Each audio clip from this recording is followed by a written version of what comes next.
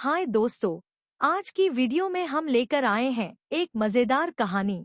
और इसी तरह के वीडियो को सुनने के लिए हमारे चैनल DM कार्टून वीडियो को सब्सक्राइब करें, लाइक करें और अपने दोस्तों के साथ शेयर करें।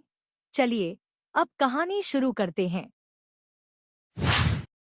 दुर्गा नदी के किनारे बसा एक गांव फूलपुर। गांव में कुछ 100-150 लोग रहते थे। अंजलि, जो कि पास ही के जिले में रहती थी और 12वीं पास कर चुकी थी, उसके पिताजी ने बेटी को जल्दी विदा करने के लिए उसकी शादी फूलपुर गांव के मुकेश से करवा दी थी। मुकेश कभी स्कूल नहीं गया था और इस कारण वो पढ़ा लिखा नहीं था और बाकी गांव वालों की हालत भी मुकेश जैसी ही थी। मुकेश के घर में उसके माता पिता भी रहते थे। सासू माँ, मैं बाहर मंदिर तक जा रही हूँ, आधे घंटे में आ जाऊंगी। अरे अभी कहीं जाने की जरूरत नहीं है, चुपचाप जाके रसोई में रात के खाने की तैयारी करो। और ये घूंघट क्यों हटा लिया है तुमने? क्या पता नहीं कि इस गांव में औरतें बिना घूंघट के नहीं रहती? रात में अंजलि छत पर जाकर अपनी मम्मी से बात कर रही होती है। तभी गांव की 3-4 औरतें उसे देख लेती है और दरवाजे पर आकर उसकी सास से शिकायत करने लगती है। और क्या हुआ?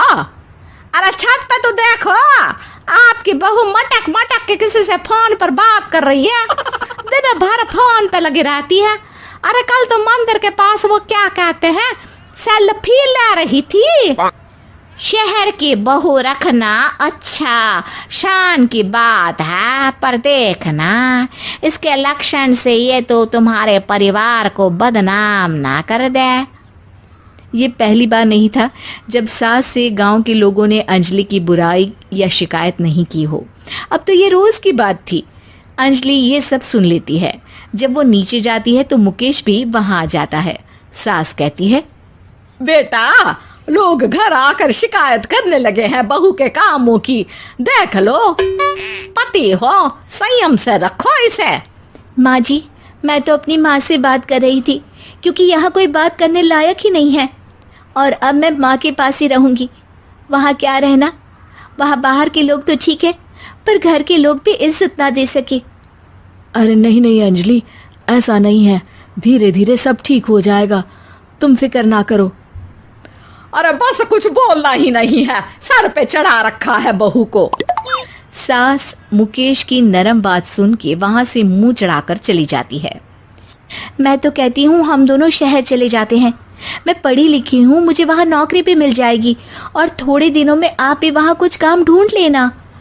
अरे नहीं नहीं अंजलि, हम यहाँ ना गांव का खेत, माँ पिताजी को छोड़कर शहर नहीं जा सकते। माँ पिताजी को कैसा लगेगा और गांव वाले क्या सोचेंगे? ये कहकर मुकेश सोने चला जाता है और अंजलि की गांव वालों द्वारा बुराई का सिलसिला बहुत दिनों तक चलता ही रहता है। लेकिन अंजलि गुस्सा ना दिखाते हुए समझदारी से काम लेती है। बारिश का मौसम चालू हो जाता है। जोरदार बारिश से पूरे गांव में हाहाकार मच जाता है। दुर्गा नदी में बाढ़ आ जाती है और बाढ़ का पानी पूरे गांव की फसल तबाह कर देता है। फसल की ये हालत देखकर गांव वाले निराश हो जाते हैं और बात तो यहाँ तक पहुँच जाती है कि कुछ लोग तो अंजलि को इस सब का दोषी ठहरा देते हैं। अरे पूरी फसल तबाह हो गई, पता नहीं किसकी नजर लग गई है। अरे जब से चौधरी परिवार में ये शहर की बहू आई है ना, तब से ही गांव की शांति चली गई है। इसके कर्म कांड से माँ दुर्गा नदी भी खुश नहीं है। ये सब सुनकर बेचारी अंजलि रोते हुए अपने घर चली जाती है। कुछ दिन बाद सभी गांव वाले अपनी फसल का मुआवजा लेकर अपने अपने घर आते हैं। मुकेश भी 1500 लेकर आता है। अंजलि को जब पासबुक दिखाता है तो अंजलि हैरान हो जाती है। अरे, ये पासबुक में तो उन्होंने 4000 की एंट्री करी है और आपको सिर्फ 1500 दिए। सच में? अरे वो सरकारी अफसर आपको बेवकूफ बना रहे हैं। सरकार की तरफ से हमें 4000 मिले हैं लेकिन बाकी का सारा पैसा खुद ही खा रहे हैं।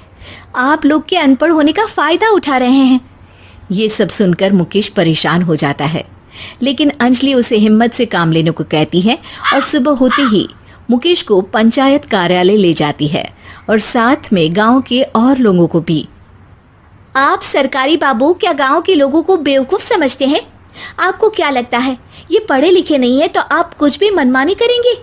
ये बेचारे दिन रात इतनी मेहनत करते हैं, ये हमारे अन्नदाता हैं और आप इनके साथ ऐसा धोखा करते हैं। अरे क्या बके जा रही है ये लड़की, किस धोखे की बात कर रही है?